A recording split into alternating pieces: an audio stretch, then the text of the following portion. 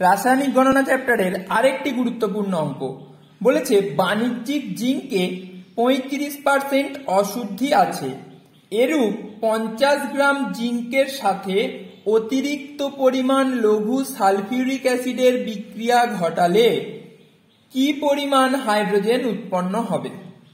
খুব সোজা অঙ্ক, চলো দেখে নিই। আচ্ছা, অশুদ্ধির পরিমাণ, অশুদ্ধি কত পার্সেন্ট বলে দিয়েছে? 35%। তাহলে বিশুদ্ধ জিঙ্ক কত আছে আমরা বার করে নিই। বিশুদ্ধ জিঙ্ক আমি যদি মনে করি টোটালটা 100%, 100%-এর মধ্যে অশুদ্ধি হচ্ছে 35%, তাহলে বিশুদ্ধ জিঙ্ক কত হবে? 100 থেকে যদি 35% বাদ দিয়ে দিই তাহলে যে 65% পড়ে থাকবে সেটাই কি বিশুদ্ধ, তাই তো? ধরো তোমার কাছে 100 গ্রাম একটা মিশ্রণ আছে যার মধ্যে 35% অশুদ্ধি মেশানো আছে, তাহলে বিশুদ্ধ কতটা? 100 মানে যে টোটালটা আছে সেটা থেকে অশুদ্ধিটা বাদ দিয়ে দেবে, তাহলেই বিশুদ্ধটা পেয়ে যাবে তুমি। তাহলে বিশুদ্ধ কত পেলাম? 65%। এবার দেখো তোমাকে এখানে বলে দিয়েছে 50 গ্রাম জিঙ্কের সাথে, তাহলে আমরা এখানে ঐকিক নিয়মে আগে বার করে নেব। কি বার করব?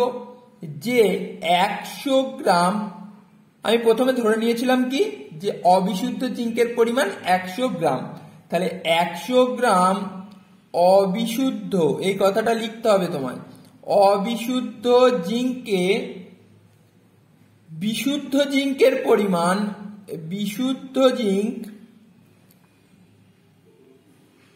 কত গ্রাম পেলাম আমি?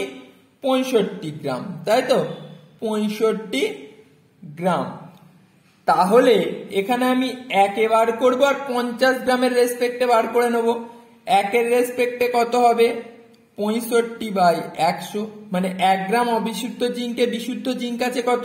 65/100। আর এখানে জিঙ্কের পরিমাণটা কত বলে দিয়েছে? 50 গ্রাম।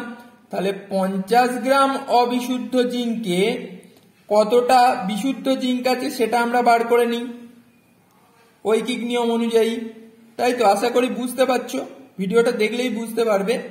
তাহলে এক্ষেত্রে যদি 65-কে 2 দিয়ে ভাগ করে দিই আমরা 32.5 গ্রাম, এটা আমরা একটা পাবো, তাই তো? এবার আমরা বিক্রিয়ার যে রিয়াকশনটা, যেটা রিয়াকশন বা বিক্রিয়াটা, সেটা আমরা এখানে লিখে নেব। তো জিঙ্ক কিসের সাথে বিক্রিয়া করছে বলেছে? লঘু সালফিউরিক অ্যাসিডের সাথে। ভালো কথা, তো আমরা লিখে নিই জিঙ্ক সালফিউরিক অ্যাসিডের সাথে বিক্রিয়া করছে, অর্থাৎ H2SO4 এর সাথে বিক্রিয়া করছে, দিয়ে কি উৎপন্ন করছে? Zinc sulphate ZnSO4 plus hydrogen gas উৎপন্ন করছে। এক্ষেত্রে জিঙ্কের পারমাণবিক ভরটা কত বলে দিয়েছে? 65। আমি লিখে দিচ্ছি এখানে H2, এইতে যেহেতু 1, তাহলে এক্ষেত্রে কত হয়ে যাবে? 2 হয়ে যাবে, তাই তো? 2 গ্রাম হয়ে যাবে। তাহলে দেখো 65 গ্রাম জিঙ্ক উৎপন্ন করে কত গ্রাম হাইড্রোজেন? 2 গ্রাম হাইড্রোজেন। লিখে দেব 65 গ্রাম জিঙ্ক H2 উৎপন্ন করে, H2 অর্থাৎ হাইড্রোজেন উৎপন্ন করে 2 গ্রাম। তাহলে 1 গ্রাম জিঙ্ক H2 উৎপন্ন করবে কত? 2/65 গ্রাম। আর আমরা এখানে বার করেছি কত গ্রাম? 50 গ্রামে বিশুদ্ধ জিঙ্ক কতটা আছে? 32.5 গ্রাম। তাহলে 32.5 গ্রাম জিঙ্ক কতটা H2 উৎপন্ন করবে আমরা বার করে নিই। 32.5/65, তাহলে এটা দিয়ে যদি কাটি 2 হয়, 2 2 কেটে গেল, তাহলে কত গ্রাম H2 উৎপন্ন করবে? 1 গ্রাম।